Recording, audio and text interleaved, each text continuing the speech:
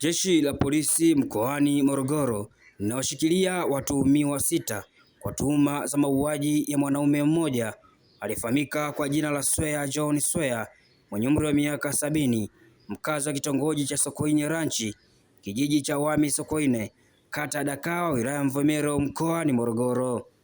Akizungumza na waandishi wa habari, kamanda wa jeshi la polisi mkoani Morogoro, SACP Alex Mkama, amesema tukio hilo limetokea leo saa 11 alfajiri ya Januari 22, 2026 katika bwawa la Kihonda, ambapo marehemu wamekutwa wamepigwa na vitu butu, huku uchunguzi wa awali ukionyesha kuwa chanzo cha tukio hilo ni mgogoro wa ardhi.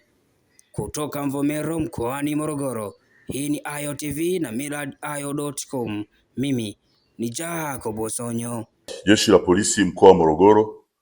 limefanikiwa kuwakamata watuhumiwa 6 kwa tuhuma za mauaji ya mtu mmoja aliyejulikana kwa jina la Swea John Swea mwenye umri wa miaka 70, mkulima mkazi wa bwawa la Kihonda. Hili tukio limetokea Januari 22, 2026 majira ya saa 11 alfajiri katika kichaka eneo la bwawa la Kihonda, kitongoji cha Sokoine Ranch, kijiji cha Wami Sokoine, kata ya Dakawa, wilaya Mvomero, mkoa wa Morogoro, ambapo